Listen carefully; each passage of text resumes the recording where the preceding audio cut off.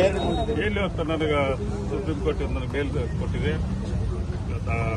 ನಾನು ರಿಲೀಸ್ ಆಗಿದ್ದೇನೆ. ನನಗೆಲ್ಲ ನಮ್ಮ ಜನ ಇವತ್ತು, ಯಾಕಂದ್ರೆ ನನ್ನ ಕ್ಷೇತ್ರದಲ್ಲಿ ಒಬ್ಬ ಶಾಸಕರಿಲ್ಲದ ಸಾಕಷ್ಟು ತೊಂದರೆಗಳಾಗಿತ್ತು. ಜನರಿಗೆ ಒಂದೇದಾಗಿ ನನ್ನ ಜನತೆಗೆಲ್ಲರಿಗೂ ನನ್ನಿಂದ ಕೆಲಸದ ತಡೆಗಳಾಗಿದ್ರು ಕೂಡ ಎಲ್ಲರಿಗೂ ವಿನಂತಿ ಮಾಡ್ಕೊತೀನಿ. ನಾನು ಇವಾಗ ಆಚೆ ಬಂದಿದ್ದೀನಿ. ಜನರು ಏನೋ ಕೆಲಸ ಇದ್ರೆ ಫಸ್ಟ್ ಆದ್ಯತೆ ನಾನು ಜನರ ಕೆಲಸ ಮಾಡಿ ಕೊಡ್ತೇನೆ. ಷರತ್ತುಬದ್ಧ ಜಾಮೀನು ಷರತ್ತುಬದ್ಧ ಇದೆ. ಯಾಕಂದ್ರೆ ಕೋರ್ಟ್ ಏನು ಷರತ್ತು ಹಾಕಿರ್ತಾರೆ ಅದ್ರ ಪ್ರಕಾರ ನಾವು ನಡ್ಕೋಬೇಕಾಗುತ್ತೆ. ಆ ರೀತಿ ನಡ್ಕೋತೇವೆ. ಮತ್ತೆ ನಿಮ್ಮ ಕಾನೂನು ರೀತಿ ಹೋರಾಟ ಸರ್ ಮುಂದಿನ ದಿನಗಳ ಹೋರಾಟ ಆಗಿರ್ಬೋದು. ನ್ಯಾಯಾಲಯದಲ್ಲಿ ನಮ್ದು ಇನ್ನೂ ಕೋರ್ಟ್ ಎಂಡಿಂಗ್ ಸ್ಟೇಜ್ ಅಲ್ಲಿ ಇದೆ. ಇವತ್ತು ಕೋರ್ಟ್ಗೆ ನಾವು ಕ್ಲೋಸರ್ ಕೊಡಲೇಬೇಕಾಗುತ್ತೆ. ಕೋರ್ಟಿನ ತೀರ್ಪನ್ನು ಕೊಡುತ್ತೆ. ತೀರ್ಪಿಗಾಗಿ ನಾವೆಲ್ಲರೂ ಕಾಯ್ತೀವಿ. ನ್ಯಾಯಾಂಗದ ಮ್ಯಾಗೆ ನಮಗೆ ಗೌರವ ಇದೆ.